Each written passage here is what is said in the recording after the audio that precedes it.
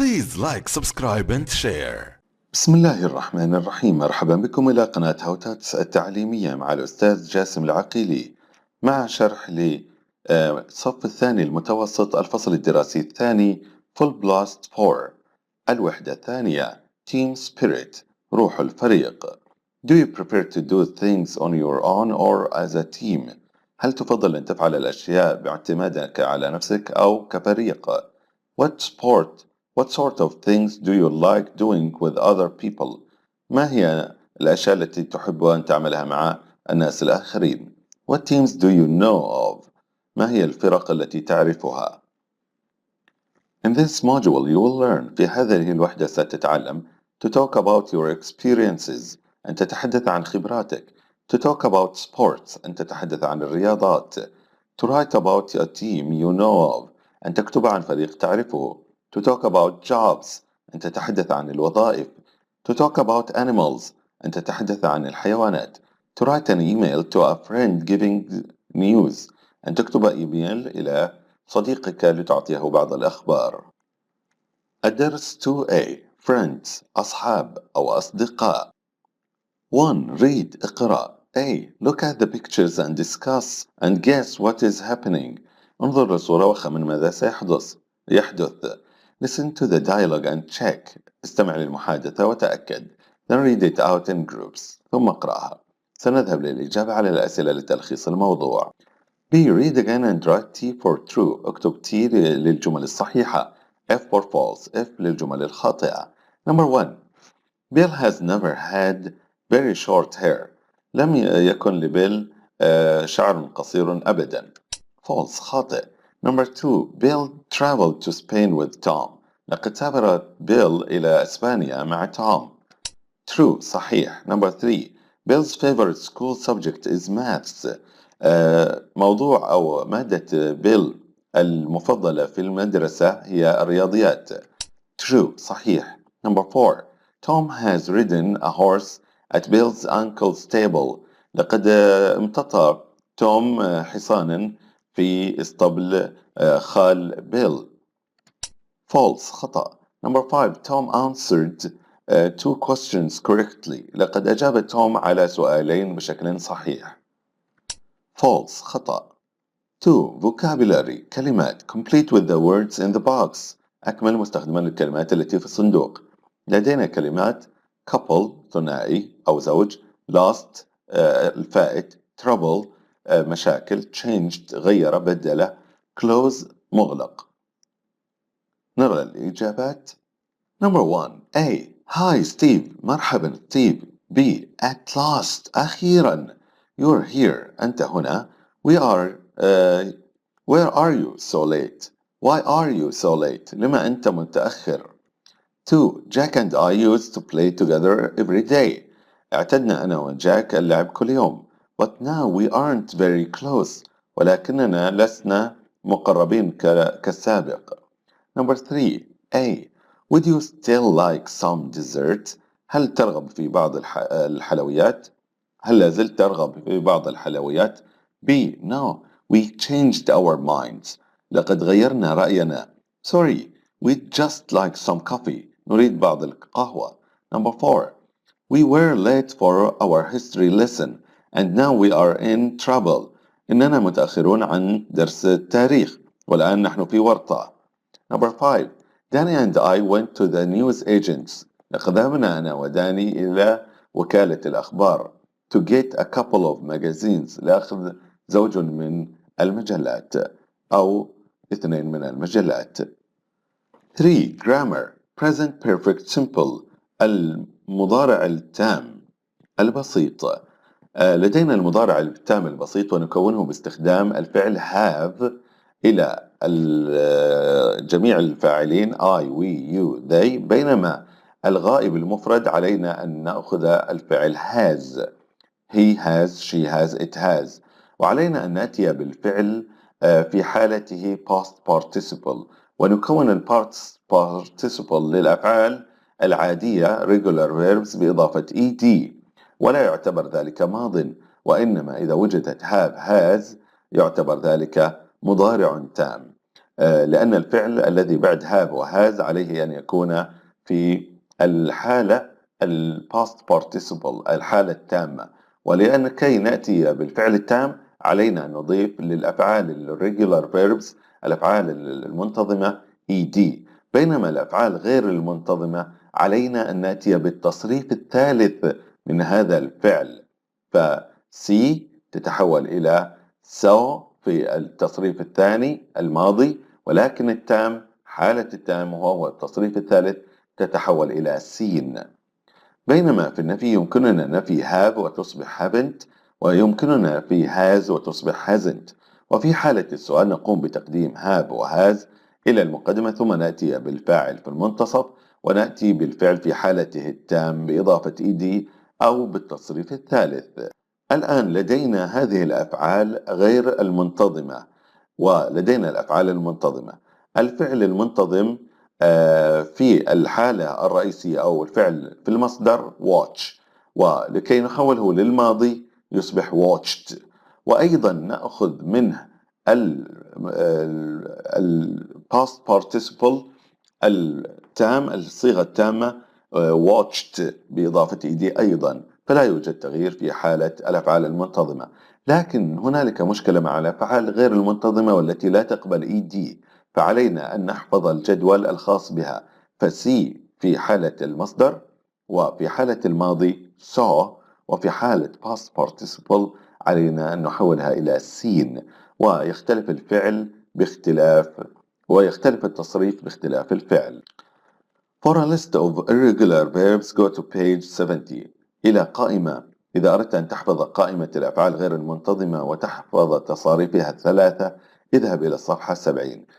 Time expressions، لدينا كلمات تدل على الزمن التام فعلينا أن نحفظها، مثل كلمة ever، never، before، always، just، so far، once، twice، etc. وهكذا من غيرها من الكلمات. A. Have you ever won a competition؟ هل فزت في حياتك مثلا بمسابقة؟ B. Yes, I have. I have won أو وهذه الاختصار I've won a math competition. لقد فزت في مسابقة الرياضيات. A. Really؟ حقا؟ I've never won anything. لم أفز في حياتي بأي شيء. الآن I have تختصر إلى I've، وكذلك مع باقي الضمائر كل ما علينا أن نحذف HA ونضيف مكانها فاصلة وتصبح مختصرة وتقرأ كالتالي I've، we've، you've، they've. بينما has تختصر إلى S ونحذف أيضا HA وتصبح his، she's، it's. ولا ينبغي علينا أن نخلط بينها وبين اختصار he is، فيمكننا بسهولة أن نخلط بين الاثنين. ولكي نفرق بينهما علينا أن ننتبه للفعل الذي بعد هذا الاختصار أن يكون في الزمن past participle مضافا له ed أو التصريف الثالث.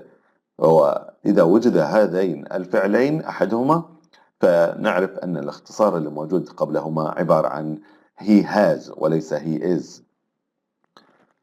We use the present perfect simple استخدامات المضارع التام البسيط for actions which happened in the past لأحداث حدثت في الماضي. But we don't mention when exactly، ولكننا لا نذكر متى حدثت بالضبط. I visited the National History Museum. لقد زرت المتحف الوطني للتاريخ. So I don't want to go there again. لذلك لا أرغب بالذهاب إلى هناك مرة أخرى. For actions that happened in the past and their results are obvious in the present. لأحداث حدثت في الماضي ونتائجها لا زالت حاضرة أو ظاهرة في الزمن المضارع. Look, Jerry has broken his leg. لقد كسر جيري رجله، فالآن انظر إليه ورجله مكسورة. Time expressions كلمات تدل على هذا الزمن. Always دائما، ever أبدا، never أبدا بغية النفي، before قبلا، so far حتى الآن، yet حتى الآن أيضا، already قبلا أو بغية أن هذا الفعل تم، just حالا في هذه اللحظة، once مرة واحدة، twice مرتين. Complete the sentences with the present perfect simple of the verbs in the brackets. أكمل مستخدما المضارع التام من الأفعال التالية بين قوسين. هذا سؤال علينا أن نأتي إما بهاف وهاز في المقدمة، ولأن الفاعل يو علينا أن نأتي بهاف. have you meet علينا أن نحول meet إلى التصريف الثالث لأنها لا تقبل ed فتصبح met. Have you met my cousin Greg? B. No, I haven't. But I. الآن علينا أن نحول هذا الفعل here إلى التام، وفي التام علينا استخدام إما have أو has، ولأن الفاعل I علينا أن نأتي بهاف وأن نحول إلى here إلى heard لأنها أيضا لا تقبل ed. وهنا اختصار I've heard he's very friendly and funny. Number 2. Ahmed traveled to Italy twice. لدينا مفتاح زمني خاص ب التام وهي كلمة twice، أنه سافر منذ زمن مرتين إلى إيطاليا. الآن علينا تحويل travel إلى التام إما باستخدام have أو has، ولأن الفاعل أحمد غائب مفرد علينا نأتي بالفعل has، وtravel تقبل ed فتصبح traveled. أحمد has traveled، وأيضا قمنا بقانون التدوين لحرف ال إذا كان مسبوقا بحرف علة. أحمد مسبوقا بحرف الإي فقط. أحمد has traveled to Italy twice but he. الآن علينا أن نأخذ إما have أو has، ولأن الفاعل he has never visit، ولأن visit تقبل ed تصبح visited Venice. Number 3. أيضا هذا سؤال ولدينا أيضا have، وننتبه أن الفرق بين have كفعل رئيسي ستكون في هذا المكان، واستخدامنا have أو has كفعل مساعد على أن هذا هو الزمن التام. فزايد أو زياد ever a pet have a pet، هل كان لديه pet؟ ففي الأولى لأداة السؤال لأن زايد عبارة عن شخص غائب مفرد نسأل عنه باستخدام has، وhave أنه لديه هذا الشيء فعلينا أن نحول have إلى الماضي التام، والماضي التام من have هو الفعل had فلا تقبل ed. Has زياد ever had a pet؟ هذا كان لزياد حيوان أليف. B. No but he. الآن علينا أن نستخدم إما have أو has، ولأن الفاعل he فنستخدم has. Always want، وwant تقبل ed فتصبح wanted a rabbit. Number 4. Everything is ready for the camping trip. كل شيء جاهز للتخييم. Our bags, our tents, everything. The only thing we not do is check the weather on the internet. أن الشيء الوحيد الذي لم نقم بفعله هو أن نتأكد من الطقس. الآن لدينا الفعل do منفيا، فعلينا نأتي إما بهذا أو has قبلها، ولأن الفاعل we بنأخذ الفعل have. we have، ولأن الفعل فيه نفي فعلينا أن ننفي have وتصبح haven't. وdo لا تقبل ed، والماضي منها did، والتام منها done فتصبح we haven't done. The only thing we haven't done is check the weather on the internet. 4. Write and speak. تحدث واكتب. Talk in pairs. Look at the prompts and write what you think your partner hasn't done. انظر إلى الكلمات التي في الصندوق وفكر في الأشياء التي أنجزها أو لم ينجزها زميلك. مثلا travel abroad السفر للخارج. see a dolphin أنه رأى دولفين. meet a famous sportsman أنه قابل شخصية رياضية مشهورة. ride on a roller coaster أنه ركب الفعوانية. write a poem أنه كتب قصيدة. مثال وليد has never traveled abroad. لم يسافر وليد أبدا إلى الخارج. He's lived here all his life. لقد عاش هنا كل حياته. He has seen a dolphin at the zoo. لقد رأى دولفينا في الحديقة الحيوان. He hasn't met a famous sportsman. لم يقابل شخصية مشهورة رياضية في حياته. He has ridden on a roller coaster وركب الأفعوانية. And he has written a poem وكتب قصيدة شعرية. B. Talk in pairs and check. تحدث مع زميلك وتأكد. Have you ever traveled abroad? تسأل زميلك هذا السؤال. هل سافرت للخارج في حياتك؟ Yes, I visited London and Cairo. نعم، لقد زرت لندن والقاهرة. الدرس 2B. In their nature. في طبيعتهم. 2B. In their nature. 1. Vocabulary. Match. Then listen and check. Do you think these animals usually live in groups or on their own? 1. Baboon. 2. Sea lion. 3. Rhino. 4. Fox. 5. Leopard. 6. Eagle.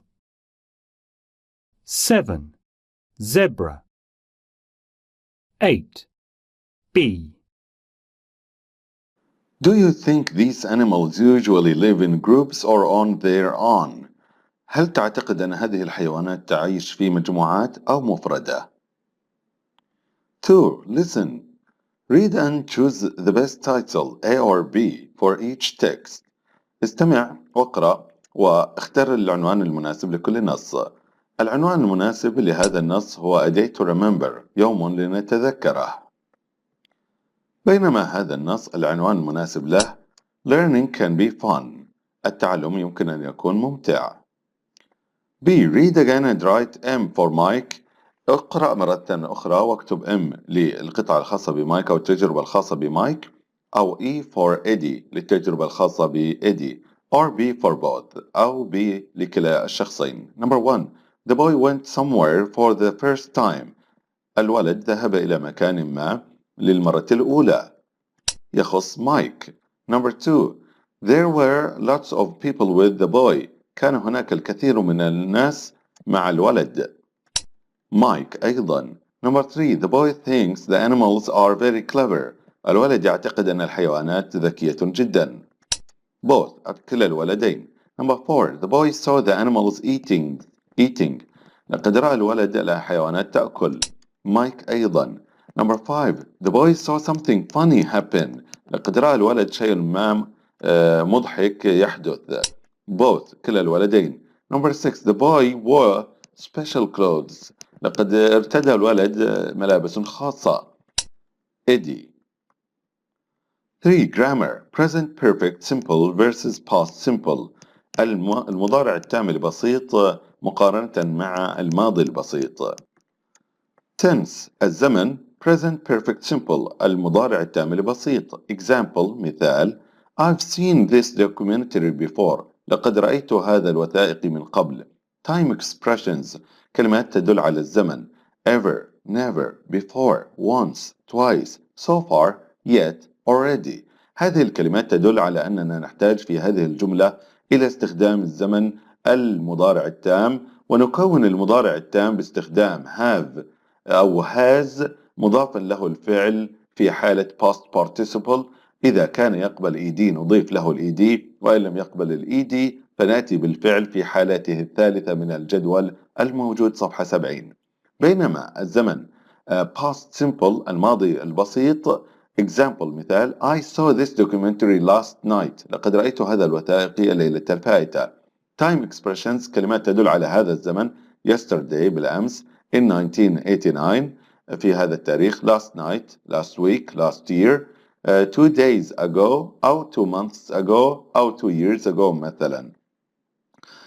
فهذا الزمن الماضي البسيط لدينا له دلالة زمنية واضحة في الماضي ومحددة جدا، ولكن المضارع التام البسيط زمنه ابتدأ في الماضي وأثره باق في زمننا الحاضر، ولا نقول متى بالضبط حدث هذا الحدث، لكن في الماضي نقول متى حدث بالضبط. فيمكننا التفريق بين الزمنين بالتركيز على time expressions دلالات الزمن. بينما الماضي يتم تركيبها إما بإضافة ed للفعل فقط إذا كان يقبل ed، وإن لم يقبل ED علينا نأتي بالتصريف الثاني من هذا الفعل. وأيضا توجد صفحة 70 هو العمود الثاني وهي الأفعال غير المنتظمة. Note: have been or have gone. عليك أن تنتبه إلى كلا هذا الاختيارين. Steve have been to the new cafe. لقد ذهب ستيف إلى المقهى الجديد.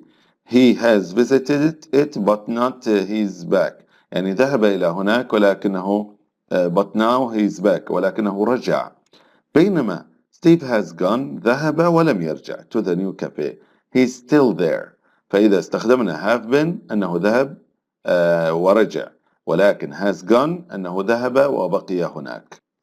استخدامات زمن المضارع التام for action that happened in the past لحدث حدث في الماضي but we don't say when exactly. ولكننا لا نذكر متى حدث بالضبط. I have visited Rome. لقد زرت روما. متى؟ لا أذكر ذلك ولم أشير إليه. بينما we use the past simple علينا نستخدم الماضي البسيط for action that happened in the definite time in the past في وقت محدد في الماضي. We say when نقول متى. مثلا نفس الجملة الفائتة ولكن نضيف عليها متى حدث هذا الحدث. I visited Rome. متى؟ last year السنة الفائتة. الآن كيف نفرق بين المضارع التام البسيط؟ نذهب إلى الجملة الخاصة بالمضارع التام البسيط ونرى أن هذه الجملة تحوي كلمة have وهي الفعل المساعد الخاص بالتام مضافا له الفعل مضافا له ED ولم يكن يقبل ED فعلينا أن نأتي بالتصريف الثالث. بينما الماضي يتم تكوينه فقط بإضافة ED للفعل. With the time expressions الكلمات الزمنية التي تدل على هذا الحدث أو هذا الزمن، زمن المضارع البسيط التام البسيط عفوا. Ever, never, before, so far, just, yet, already, always, for, since. كلها كلمات تدل على التام البسيط. بينما كلمات التي تدل على الماضي yesterday in 1995 يعني ذكر تاريخ في الماضي. ago شيء مضى، أيام مضت. 2 days ago 3 days ago مثلا. last week الأسبوع الفائت. last month الشهر الفائت. last year السنة الفائتة وهكذا. علينا أن ننتبه للكلمتين yet already. Yet is used only with the questions and negative form of the verbs. هي تستخدم فقط مع الأسئلة والصيغة النافية في من الأفعال. It is placed at the end of the sentence وتوضع في نهاية الجملة وتعني بعد. Have you finished yet؟ هل انتهيت بعد؟ وسؤال آخر في النفي He hasn't arrived yet. لم يأتي بعد. بينما كلمة already is used with the affirmative and questions. تستخدم مع الإثبات والأسئلة. Form of the verbs من الأفعال. It is placed between the auxiliary and the main verb. وتضاف قبل الفعل بين الفعل المساعد والفعل الرئيسي. Or at the end of the sentence for emphasis. أو تضاف في نهاية الجملة للتأكيد. I've already read that book. لقد قمت بقراءة هذا الكتاب مسبقا. هنا تأتي بمعنى مسبقا. You've finished eating already. هل لقد انتهيت من الأكل جاهز بمعنى من مدة. لقد انتهيت من الأكل من مدة. Circle the correct words. اعمل دائرة على الكلمات المناسبة. Number 1 A. Have you gone? Did you go to the match last night? لدينا مفتاح زمني last night وهو محدد في الزمن الماضي، فإذا كان محدد علينا أن نستخدم الماضي البسيط، والماضي البسيط في هذه الحالة did you go. والرد على الماضي البسيط ينبغي أن يكون كذلك ما لم يكن لدينا مفتاح زمني يدل على التام. فبي يقول yes but I left early. فلا نستخدم المضارع التام لأنه لا يوجد لدينا دليل عليه. Number 2 A. My cousins from Australia are here. أقربائي من أستراليا موجودون هنا. B. Really؟ حقا. Where are they؟ أين هم؟ A. They have been أنهم ذهبوا إلى هذا المكان وأتوا أو have gone to the castle today. الآن هذا يسأل عنهم أنهم لا أراهم. ف they have gone أنهم موجودون في هذا المكان ولم يأتوا بعد. ولكن لو قال أنهم موجودين في مكان آخر لقلنا have been، لأن have been تعني ذهب وأتى، لكن have gone أنه ذهب هناك وبقي ولم يأتي للآن. They haven't gone to any other sites، أنهم لم يذهبوا إلى أي مكان آخر، فلا يمكننا أن نفي الذهاب والإتيان، الذهاب والبقاء، فعلينا أن نفي الذهاب والإتيان، أنهم لم يذهبوا ويأتوا إلى مكان آخر. والدليل على هذا المضارع التام كلمة yet، أنهم لم يذهبوا إلى مكان آخر، ومن السياق فهمنا أنهم ذهبوا فقط إلى مكان كسل القلعة اليوم. But they will، ولكنهم في المستقبل سيفعلون. Number 3. A. Did Ali book؟ هل حجز علي؟ Has Ali booked؟ هل قام بالحجز مسبقا tickets for his holiday yet؟ لدينا مفتاح زمني كلمة yet، وهي من مفاتيح المضارع التام، فعلينا أن نستخدم has Ali booked. B. Yes he booked أو he has booked them yesterday. الآن لدينا مفتاح زمني كلمة yesterday بالأمس، وهي تدل على الماضي فقط، فينبغي علينا أن نستخدم الماضي، والماضي هنا كلمة booked مضاف لها ed، ونتحاشى كلمة has booked لأنها تدل على التام. Number 4. A. Did Tom ever eat أو has Tom ever eaten Mexican food؟ هل نسأل مع كلمة ever في كل الحالتين باستخدام الماضي؟ لا يمكن ذلك، وإنما ever هي من الدلائل أو time expressions التي تدل على المضارع التام البسيط، فينبغي استخدام has Tom ever eaten. فهذه الحالة نحتاج إلى المضارع التام البسيط، والدليل كلمة ever. B. Yes last Saturday he has been to a Mexican restaurant and he has liked it a lot. الآن نعم last Saturday الليلة الفائتة، وهذا مفتاح زمني خاص بالماضي البسيط فينبغي علينا نستخدم الماضي الآن. He went to a Mexican restaurant and he has liked it a lot أو liked it.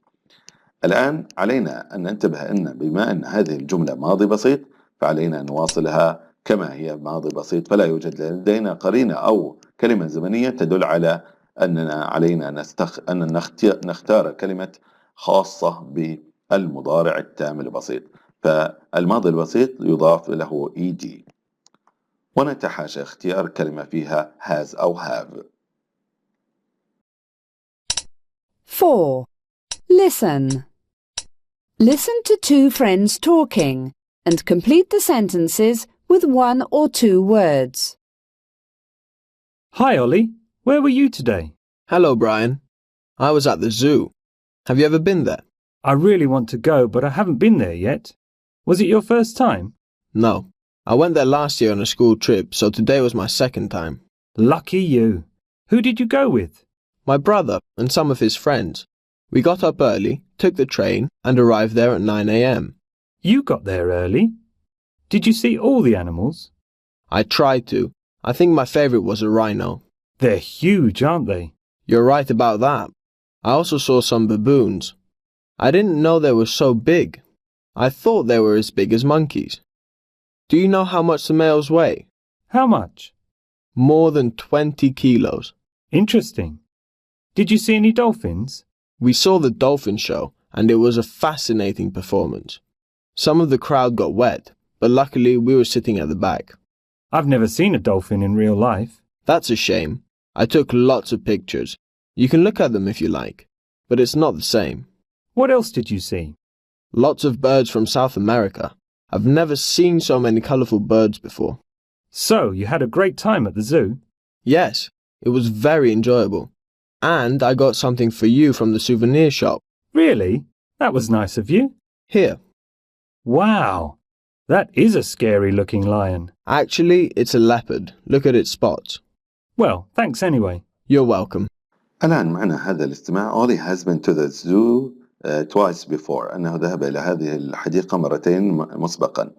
2. Ollie went to the zoo by train. ذهب لها بالقطار. Number 3. Ollie's favorite animal was the rhino.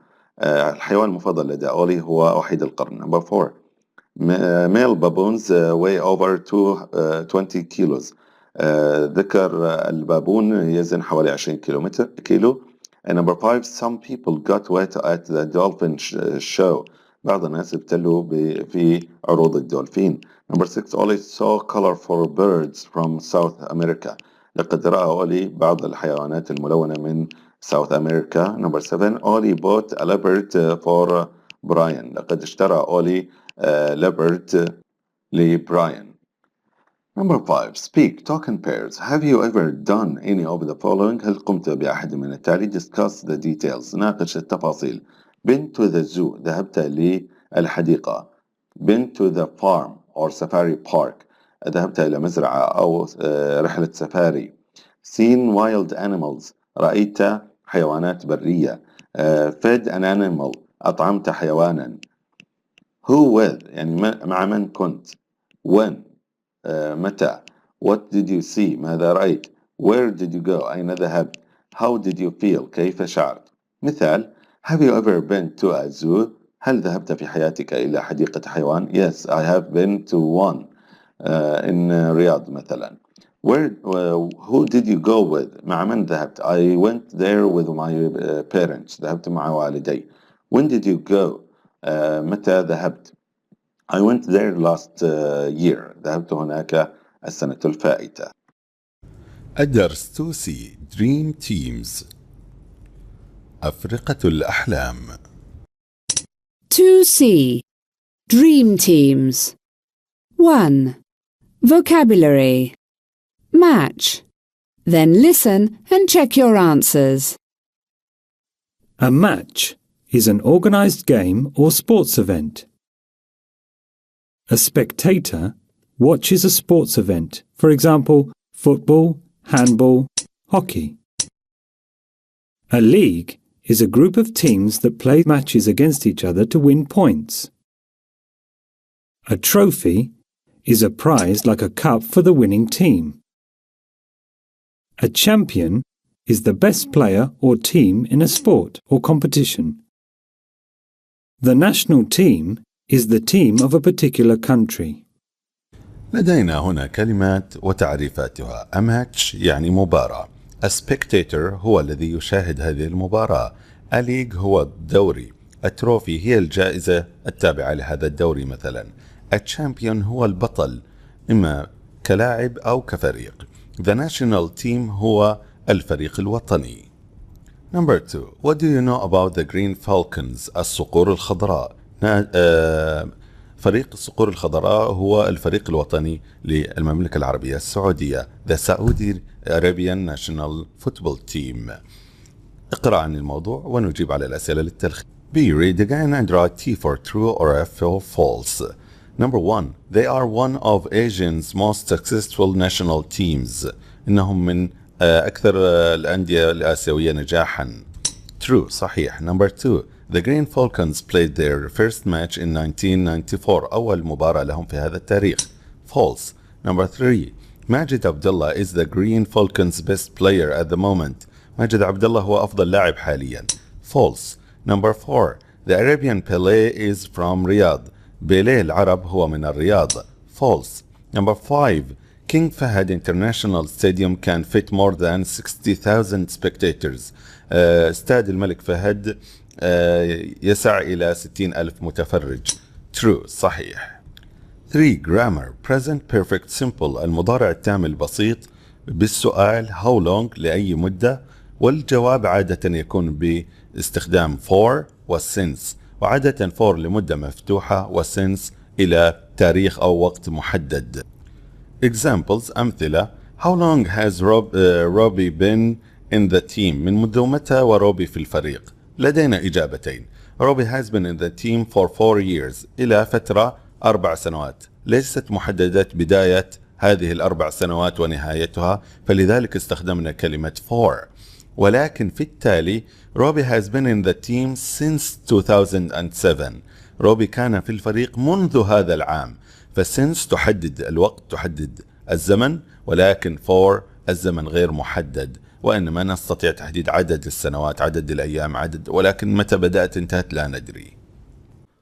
Complete the blanks with the present perfect simple of the verbs in brackets and the boxes with for or since. أكمل مستخدما المضارع التام البسيط، وأيضا استخدم في الصناديق التي باللون الرمادي كلمة إما for أو since. على حسب السياق سنستخدم، على حسب الزمن أيضا سوف نقوم باستخدام الأفعال المناسبة. الإجابات هي Number 1A.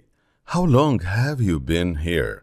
الآن لأننا نسأل عن الفاعل you ينبغي استخدام التصريف have، وأيضا B تتحول إلى التصريف الثالث، فالتصريف الثالث من الفعال B هو been. Have you been here? B. I've been here since 3 o'clock this afternoon. لقد كنت هنا من الساعة 3. الآن أيضا أجبنا في التام البسيط، والتام البسيط مع الفاعل I نستخدم have، واختصرت إلى كلمة I've، وأضيف التصريف الثالث إلى الفعل be فأصبح been. فلدينا الآن هذا الفعل في الزمن التام البسيط أو المضارع التام البسيط. وأيضا أضفنا كلمة since، والسبب أنه لدينا وقت محدد، فمع الأوقات المحددة نستخدم since 3 o'clock this afternoon، هذا الظهر. Number 2. I haven't spoken. الآن قمنا بنفي have، والسبب أن الفعل بين قوسين منفي فأصبحت haven't، وspeak لا تقبل الED فنأتي بالتصريف الثالث، والتصريف الثالث من spoken تحدثت. لم أتحدث لأنها منفية أصبحت to my cousin Barbara for months، وأتينا بكلمة for لأن المدة التي بعدها ليست محددة متى ابتدأت، لشهور، أي متى ابتدأت لا ندري، فلذلك نستخدم for. فfor في هذا السياق تعني لمدة شهور، أما since منذ فهي تحدد الوقت. Number 3. Gary and Alan haven't played tennis since last Sunday. الآن لدينا النفي إلى الفعل not play فننفيها بhave، والسبب استخدام have هو وجود فاعل جمع، والسبب وجود Gary and Alan فنستخدم have، ولأنها منفية ننفيها ونقول haven't، ونضيف للفعل ed في كلمة play فهو يقبلها played tennis since last Sunday. وقلنا since يعني منذ، لأن Sunday يوم معلوم ومحدد الزمن في أي يوم، فلذلك نستخدم كلمة since. Number 4. Have you seen Ruth since the summer?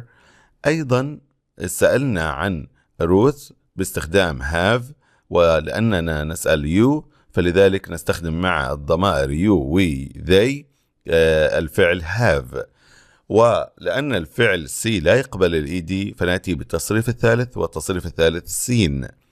Ruth، واستخدمنا since the summer. الآن لدينا محدد تعريفي وهو استخدام للتعريف في اللغة الإنجليزية the، وسمر الصيف. الآن نعرف أن الصيف يبدأ في شهور محددة في السنة، وأيضا لدينا تحديد تعريفي the، فلذلك نعتبر أن هذه المدة محددة، فلذلك نستخدم معها كلمة since منذ الصيف، فلا نقول للصيف. ولكن لو جمعت هذه for summers لأصياف كثيرة ممكن نستخدم كلمة for. متى ابتدت لا ندري، لكن وجود ذا حدد أي صيف، الصيف مثلا الفائت. Number 5. The school basketball team hasn't won the championship for years. لم يفز في أي بطولة أو البطولة من سنوات. الآن basketball team مفرد، مع المفرد لا نستخدم have وإنما نستخدم has، ولأن الفعل بين قوسين منفي فننفيها فنقول hasn't، ولأن when لا تقبل الإيدي فعلينا أن نأتي بالتصريف الثالث، والتصريف الثالث من when won the championship for 5 years لمدة 5 سنوات. متى ابتدأت هذه السنوات متى انتهت غير معلوم، مع المدد غير المعلومة نستخدم كلمة for. 4. Listen. Listen to 2 radio presenters talking about the best sports team ever and complete the sentences. And we're back. So, Greg, we've come to the end of your top 10 best sports teams ever. What's a number one? Well, we have to go back to the Barcelona Olympics of 1992. I thought so. I'm talking about the USA basketball team, which became known as the Dream Team. I remember it well. I have been a sports reporter for a long time, 25 years to be exact, and I have never seen a team like that. And there was a reason for this. It was the first year that the best players from the NBA, America's National League, played together as a team during the Olympics. So there were lots of famous players. Oh yes. Michael Jordan, Larry Bird, Charles Barkley, the list goes on. There were 12 players, and they were the best in the world. Did they lose any games? Nope. They won all 8 games they played, and they beat each team by an average of 44 points. Wow. That was hard for the other teams. Well, some teams actually enjoyed the experience. Really? Yes. In their first game against Angola, they won by 68 points. Wow. And after the game, the Angolan players asked the Dream Team for photographs with the players. That's amazing. The good thing is, since the Dream Team, basketball has become very popular all over the world. Lots more countries have got involved and national teams have improved a lot. That's true. The USA are good, but they don't win every game anymore. Exactly. Well, thanks for that, Bob. 5. Speak and write. A. Talk in pairs about a team you know of. Use the ideas below. تكلم عن فريق تعرفه. استخدم الأفكار في التالي. What sport do they play? أي رياضة يلعبون. Where do they play? أين يلعبون. What league are they in? في أي دوري. Have they won any championships trophies? هل فازوا في أي بطولات أو جوائز؟ What exactly? ما هي؟ How successful have they been this season? ما هو مدى نجاحهم هذا الموسم؟ What have they achieved? ماذا أنجزوا أو حققوا؟ Who are some of the most successful players? من أنجح اللاعبين؟ Do you like this team? هل تحب هذا الفريق؟ B. Use the ideas from activity 5A to write a paragraph about a team you know of. استخدم الأفكار في الأسئلة السابقة لتكتب قطعة عن فريق تحبه أو تعرفه. الآن مع الدرس 2D Teamwork. روح عمل الفريق الواحد. Number 1. Vocabulary. Put the jobs in the correct groups. ضع الوظائف في المجموعات المخصصة. لدينا مجموعة media الإعلام, emergency services الطوارئ, construction البناء. 2D. Teamwork. 1. Vocabulary. Put the jobs in the correct group. Then listen and check your answers. Media. Reporter. Newsreader. Cameraman. Photographer. Emergency services. Paramedic. Police officer. Firefighter. Lifeguard. Construction. Electrician. Painter. Architect. Builder. 2. Read and answer the questions. London's burning. لندن تحترق أو حريق لندن. ستقرأ عن هذا الحريق وتجيب على B. Read again and find sentences to prove the following. اعثر على جملا لتثبت التالي. It didn't take long for the emergency services to arrive. والإثبات هذه الجملة. Number 2. Number 1 معناها أنه لم تتأخر الطوارئ عن وصولها للموقع. Number 2. The fire didn't hurt any of the builders. لم يؤذي الحريق أي من الذين يعملون في البناء. الجملة هذه تثبت ذلك. Number 3. Only one man was injured in the fire. فقط رجل واحد أصيب في الحريق. هذه الجملة تثبت ذلك. Number 4. Arthur Jacobs thinks building sites aren't safe. يعتقد آرثر جاكوبز أن مواقع البناء ليست آمنة، وذلك يثبت خلال building sites can be a dangerous places. Number 5. Arthur Jacobs likes the way the emergency services work. من أين نثبت أن آرثر جاكوبز يحب طريقة عمل فريق الطوارئ؟ من هذه الجملة. Number 6. Jack Garner and John Richards work together. هذا الفريق يعمل أو الشخصين يعمل مع بعض.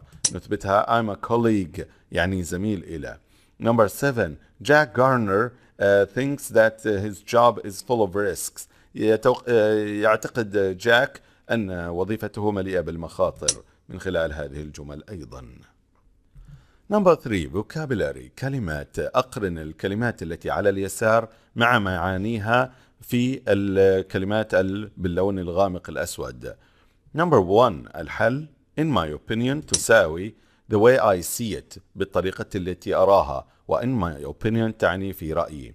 Number 2. I suppose وتعني I guess أخمن. Number 3. In other words بكلمات أخرى to say it in another way لأقولها بطريقة أخرى. Number 4. In general بشكل عام usually عادة. Number 5. For instance وتعني for example يعني مثلا. 4. Pronunciation. A. Listen and repeat. What's the difference between A and B? A. Hospital. B. Home. B. Listen and tick the sound you hear. Hospital. Home. Doctor. Road. Moment. Colleague. Job. Mobile. Phone. Officer. Suppose. Number 5. Speak, discuss different jobs. ناقش مختلف الوظائف. Use the ideas in the box. استخدم الأفكار التي في الصندوق. Be dangerous. أن هذه الوظيفة خطيرة. Tiring. متعبة. Exciting. محمسة. Work weekends. أنك ستعمل في نهاية الأسبوع عطلة نهاية الأسبوع. Hard. صعبة. Long hours. ساعات طويلة. Work indoors. تعمل داخلا. Outdoors. خارجا. Wear a uniform. عليك أن تلبس بدلة معينة. Helmet. خوذة. Suit. بدلة رسمية. Can get injured. ممكن أنك تصاب في هذه الوظيفة. Become successful. أنك ممكن تصبح ناجح في هذه الوظيفة. ممكن أن تكون جملا باستخدام التالي. I think a police officer's job is dangerous. أعتقد أن وظيفة الضابط أو الشرطي خطرة. لماذا؟ What do you think? Yes, I agree.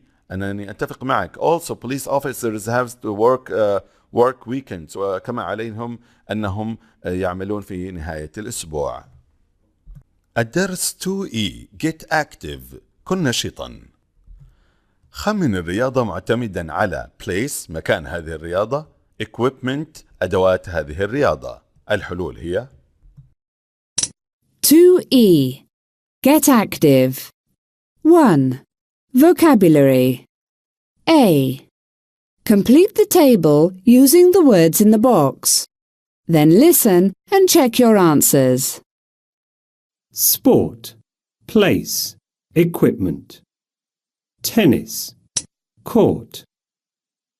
Ball, net, racket. Water polo, pool. Ball, goal, swimwear, goggles. Football, pitch. Ball, goal, boots, shin pads. Hockey, pitch. Ball, goal, stick, shin pads. Volleyball, court. Ball, net, knee pads. Number 1. Every morning I exercise before I go to school. I want to keep fit. وkeep fit تعني أريد أن أحافظ على لياقتي. Number 2. Last year I went on a diet and lost 6 kilos. Went on a diet يعني ذهبت في حمية وفقدت 6 كيلوات. Number 3. Ted wants to take up a team sport. Take up يعني join يعني ينضم إلى. Team sport. He's really interested in volleyball ومهتم في هذه الرياضة. Number 4. You have to be in good shape. عليك أن تكون في لياقة طيبة أو مظهر قوي أو رياضي. If you want to take part in the recycling أو cycling race. إذا take part يعني تنضم إلى أو تشارك في cycling race يعني سباق بالدراجات. Number 5. I think I've put on weight. My clothes don't fit me. إن ملابسي لا تسعني، والسبب put on weight يعني اكتسبت وزنا. 2. Listen. A. Listen to 3 people talking about 3 different sports. Which sports are they talking about? Match. Mark.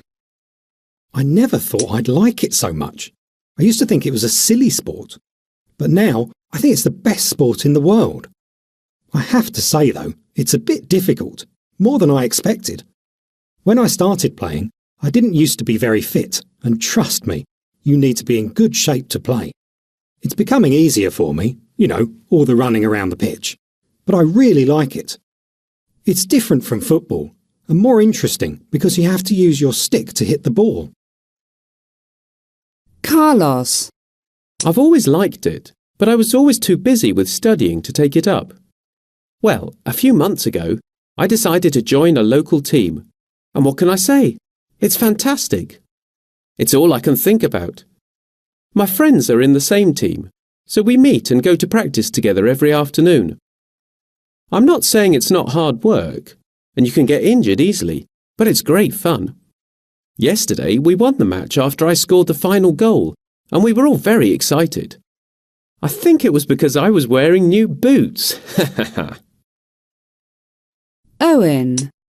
When we lived by the sea, my friends and I used to play for hours, and I enjoyed it a lot.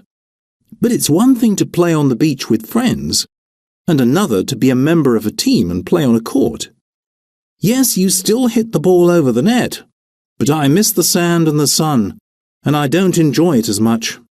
Anyway, I'm going to continue playing because I want to keep fit, and maybe it'll help me make new friends. Moving to a new place is not easy. Mark was talking about hockey. Mark كان يتحدث عن لعبة الهوكي، بينما كارلوس about football كرة القدم. Owen volleyball كرة الطائرة. B. Listen again and write M for Mark, C for Carlos, or A O for Owen. استمع مرة أخرى واكتب إلى من تنتمي هذه الجمل. هل هي لمارك؟ نكتب M. إلى كارلوس نكتب C. إلى أوين نكتب O. Number 1. My friends and I play the same sport. أنا وأصدقائي نلعب نفس الرياضة. المتحدث كان كارلوس. Number 2. This sport is more difficult than I thought. هذه الرياضة أصعب مما تصورت. المتحدث كان مارك عفوا. Number 3. I used to enjoy playing a similar sport. كنت ألعب رياضة مشابهة لهذه الرياضة. المتحدث كان Owen. Number 4. I don't like the sport but I'm doing it to keep fit. أنا لا أحب هذه الرياضة لكن أقوم بها لكي أحافظ على لياقتي. المتحدث Owen. Number 5. I changed my mind about this sport and now I love it. غيرت رأيي في هذه الرياضة والآن أحبها. المتحدث Mark. Number 6. We practice every day. نتدرب كل يوم. المتحدث Carlos. Number 3. Speak and write. تحدث واكتب. Read the email and answer the questions on the next page. اقرأ الإيميل وأجب على الأسئلة في الخلف أو بعد هذه الصفحة. نجيب على الأسئلة لتلخيص الموضوع. Number 1. Why is فيصل writing to سعد؟ لماذا يكتب فيصل لسعد؟ بسبب to give news and tell his friend about a new activity he has recently taken up. يخبره بعض الأخبار ويخبره بأنه ينضم إلى نشاط جديد. Number 2. What activity has he recently taken up? أي نشاط قام به في الزمن الحاضر؟ Tennis. And number 3. How often does he practice? كم عدد مرات تدريبه؟ 3 times a week. 3 مرات بالأسبوع. And number 4. Who does he practice with? مع من يتدرب؟ With his friend Ali. مع صديقه علي. Number 5. How does he feel about this activity? كيف مشاعره تجاه هذا النشاط؟ He thinks it's fantastic and good exercise, fun أنها فانتاستيك رائعة وممتعة وأيضا تدريب جيد. Number 6. What does the coach think about him? ماذا يعتقد المدرب فيه؟ That he is really good, أنه جيد, but he needs to work hard, وعليه أن يتدرب بشكل قوي أيضا. Number 7. Has he ever won anything? هل فاز في أي شيء? If yes, what? فاز في ماذا؟ Yes, he has. He won his first official match last Thursday. نعم, فاز في مباراته الرسمية الأولى الخميس الفائت. Number 8. What's Faisal going to do in the near future? ما الذي سيفعله فيصل في المستقبل القريب؟ He's going to take part in a tournament in a nearby town. سوف يشارك في بطولة في قرية قريبة. B. Think about an activity you are recently taken up. فكر في نشاط قمت بالانضمام له. Look at the questions in the speech bubble and make some notes, then talk in pairs. وتحدث مع صاحبك في الإجابة على هذه الأسئلة. What activity you have recently taken up? ما النشاط الذي انضممت إليه؟ I've recently taken up a tennis class مثلا, أو tennis practice. How often do you do it? I do it 3 times a week. كم مرات التدريب؟ 3 مرات. What do you practice with, or who do you practice with? مع من تتدرب؟ Are you in a team? No, I'm not in a team.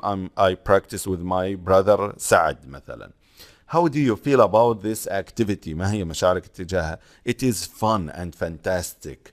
Have you or your team ever won anything? Yes, I've won the cup. يعني لقد فزت بالكأس. What? When? متى? Last month. الشهر الفائت. Are you going to take part in a competition? هل ستشارك في بطولة؟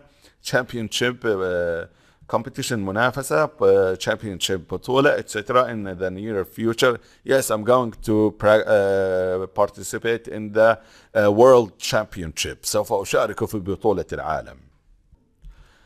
الآن عليك بإعادة تكوين الجمل هذه مستعينا بالنصائح التالية. عليك اختيار الزمن المناسب past, present, future. المضارع الماضي, المضارع أو المستقبل. بينما في present simple في المضارع البسيط we use play. basketball every afternoon. لدينا مضارع يدل على حقيقة وعادة تتكرر. بينما present perfect simple تدل على أن الفعل تم وانتهى في زمن ماض ولكن أثره باق للآن. بينما past simple يدل على أن هنالك حدث انتهى في الماضي ومحدد الوقت. بينما future going to للمستقبل نستخدمها إلى خطط مستقبلية ويأتي الفعل بعدها بدون أي إضافات. الحلول هي Number 1. Adam is going to buy a tennis racket tomorrow. استخدمنا المستقبل والسبب كلمة tomorrow فقمنا بإضافة future going to.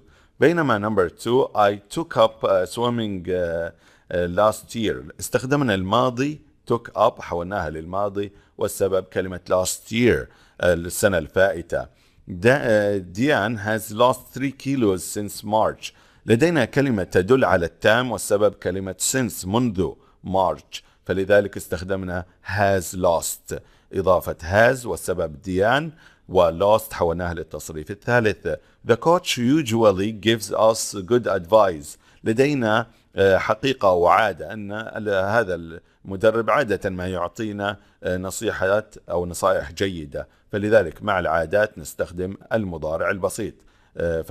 give حولناها للمضارع ولأن coach غائب مفرد أضفنا اس الغائب لgive. وأيضا we have already become members of the sports club. already تفيد أيضا التام أن هذا الفعل بدأ في الماضي وأيضا تم فلذلك استخدمنا have وحولنا الفعل become إلى التصريف الثالث كما هو.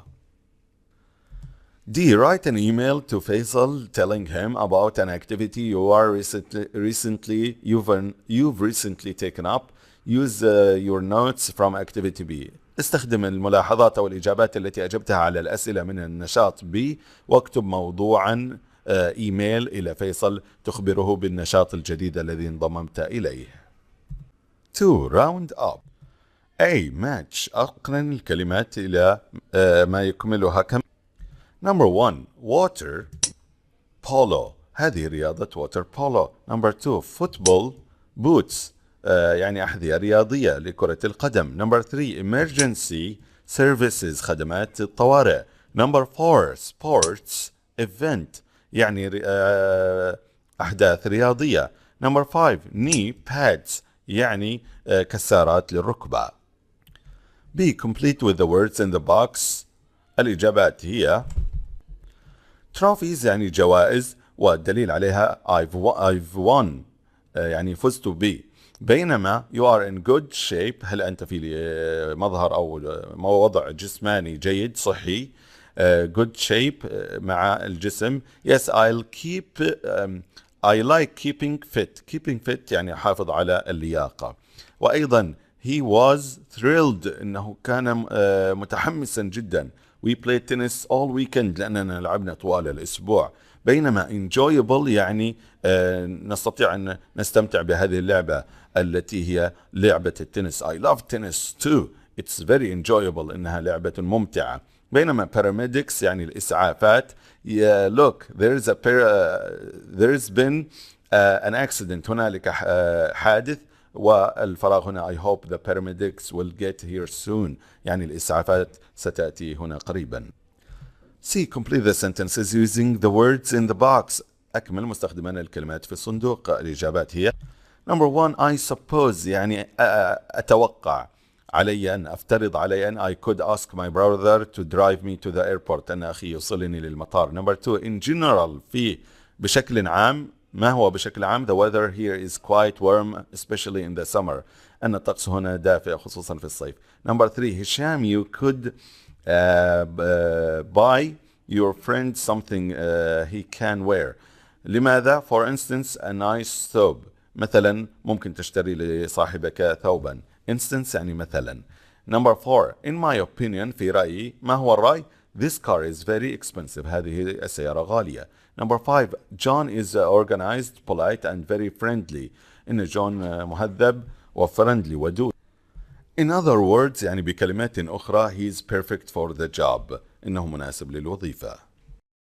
Grammar. D. Complete the sentences with the present perfect simple of the verbs in brackets. أكمل مستخدما المضارع التام البسيط من الأفعال بين قوسين. علينا كل ما علينا فعله الآن إضافة have أو has إلى الفعل وتحويله إلى التصريف الثالث أو إضافة ed إذا كان يقبلها. الإجابات هي Number 1 Tarek's taken up swimming recently but he hasn't lost any weight yet.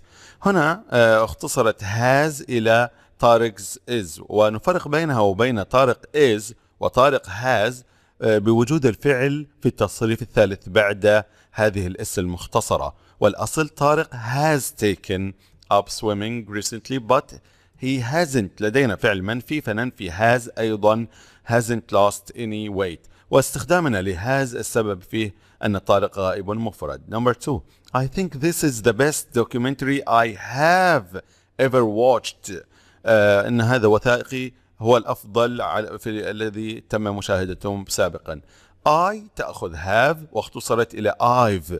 وever هنا تعبير وقتي يدل على الأبدية في الحياة. فever watched يعني في عمري في حياتي هذا هو الأفضل. watch تقبل ed أضفنا لها ed. Number 3 How many games have the Lakers won so far this session? لدينا الآن نمط سؤال. قمنا بتقديم have على الفعل won، ولأن Lakers جمع تأخذ have ولا تأخذ has، فهاز للغائب المفرد فقط.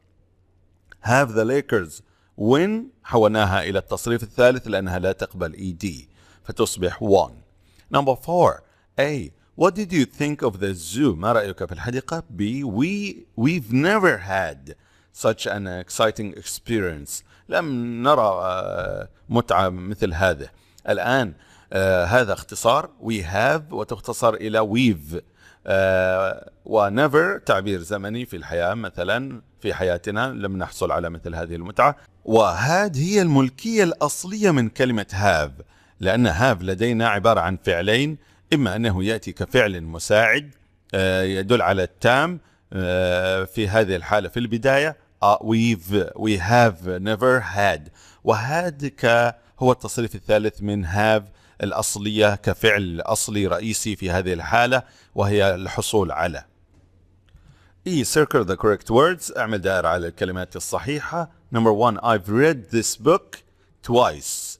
لقد قرأت هذا الكتاب مرتين. So far حتى الآن لا يوجد وقت اللي كنا نحدد so far حتى الآن. Number 2, Jenny and I have been friends. أنا وجيني أصحاب for years لسنوات.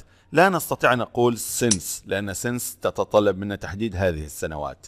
Number 3, we've been at this cafe since ولا 4 o'clock. الآن لدينا 4 o'clock الساعة 4، فهذا وقت محدد نأخذ معه since.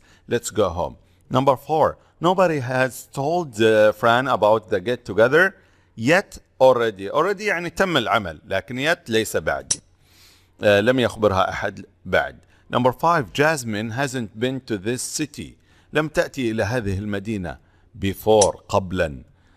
ever لا نستطيع اختيارها لأن لا يوجد دليل حياتي in her life مثلا، ولكن before من قبل، ففي هناك كدليل يدل على أنها قد أتت الآن هي موجودة، before لم تأتي.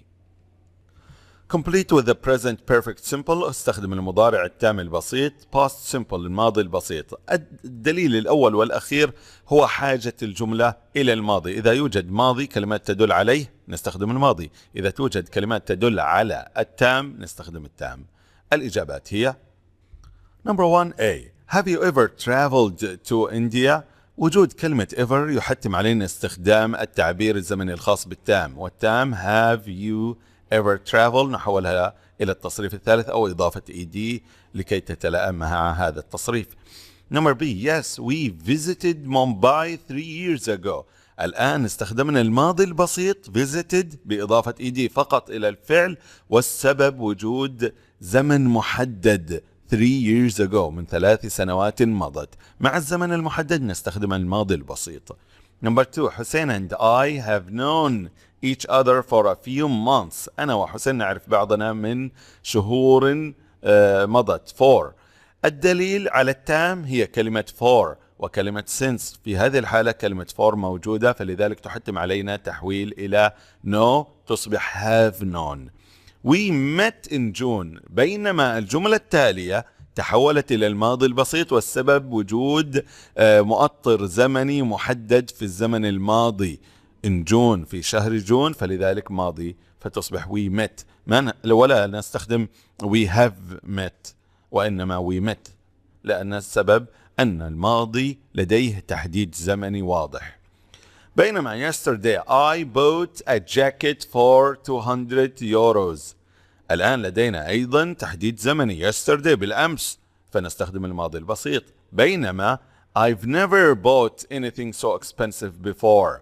لدينا دليل never و before من قبل، فهذا يدل على التام. Number 4, A, how long have you had this tree house? منذ متى وأنت لديك هذه بيت الشجرة؟ الآن مع أسئلة how long نستخدم have you لأنها تام تفيد التمام. بينما B, my father made it when I was 5 years old. يعني والدي صنع هذا المنزل الشجري عندما كان عمري 5 سنوات. مع تحديد الزمن when I was 5 years old مثلا نستخدم الماضي البسيط made. 2. Round up. Communication. G. Match. Then listen and check your answers. 1. You're taking up handball, right? E. Nah, I've changed my mind. 2. I've lost my goggles. C. Never mind. We'll buy new ones. 3. Have you ever been to a farm? F. Of course I have, but that was years ago. 4. What do you think of the poem? B. In my opinion, it's not that great. 5. Has Saleh ever played hockey? D. No, I suppose he isn't interested in sports. 6. Does Danny like football? A. Yes, especially playing for the school team. Speak, talk in pairs about different trips you've been on. تحدث عن بعض الرحلات التي كنت فيها. مثلا أجب على أسئلة مثل Have you ever been to جبيل? When did you go? متى ذهبت؟ Who did you go with? مع من ذهبت؟ What did you do there? ماذا فعلت هناك؟ Did you have a good time? هل استمتعت بوقتك؟ Now write about a trip you've been on. اكتب عن رحلة كنت فيها. Use ideas from the speaking activity. استخدم الأفكار التي كانت في فقرة التحدث. Rhyming corner. Complete the rhyme with the words in the box. Then listen and check your answers. So many jobs. I've had so many jobs. More than one or two. I can't remember all of them. Here are just a few. I've been a firefighter and put out lots of fires, but it was hard work and I got really tired. I've worked as a builder and built a very tall wall, but I got badly injured when I had a terrible fall. Once I was a cameraman at a baseball match, but I dropped the camera so I could make a catch. I've worked at a safari park. That job was nice. But when I tried to feed an eagle, it bit me twice. I was a lifeguard once. Now that was pretty cool. Until I slipped and fell straight into the pool. 2. Culture page. Saudi Wildlife Authority. True or false? Number 1. The SWA only helps animals in Saudi Arabia. هذه المنظمة التي تعنى بالحياة البيئية فقط تساعد الحيوانات في السعودية. True. Number 2. It is very common to see the Arabian oryx in groups of 100. ممكن أن نرى هذه الحيوانات في مجموعات من 100. False. خطأ. Number 3. The Arabian oryx doesn't need to drink water very often. المها السعودي أو العربي لا يحتاج إلى شرب الماء كل لحظة. True. Number 4. There were lots of Arabian oryx in Saudi Arabia in the past. كان هناك الكثير من المها في السعودية في الماضي. True. Number 5. There were no Arabian oryx in the wild in the 1970s. لم يكن هنالك أي منها في البرية في 1970. True. Number 6. The Arabian oryx isn't an endangered species anymore. وليست معرضة للخطر الآن. False. لا زالت معرضة للخطر. كان معكم الأستاذ جاسم العقيلي من قناة Tuts التعليمية، مع تمنياتنا لكم بالتوفيق والتفوق.